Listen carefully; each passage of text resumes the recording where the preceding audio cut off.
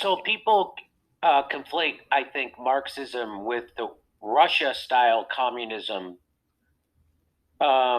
which wasn't really pure communism. It just became authoritarianism. So I think when you hear people say things like, "Oh, they're," like when you hear them say, "Oh, Trudeau is communist," right? Yes.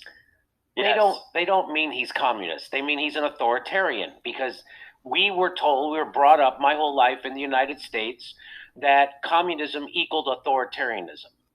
And so I think people conflate authoritarianism with communism, and that's why people who call themselves or consider themselves conservative or right wing would have an allergic reaction to the term communism.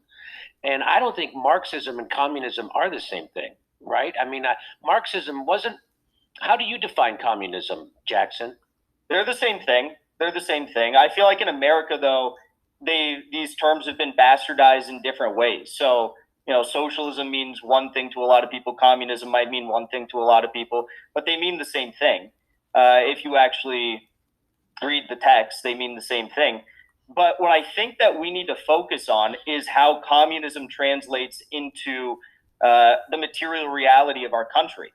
We can take things, and I discussed this with the conservative on OAN today. We can take things like the pro industrial mindset, pro growth mindset from China and from the Soviet Union, while still recognizing that we have many cultural disagreements and disagreements based upon governance with these two models.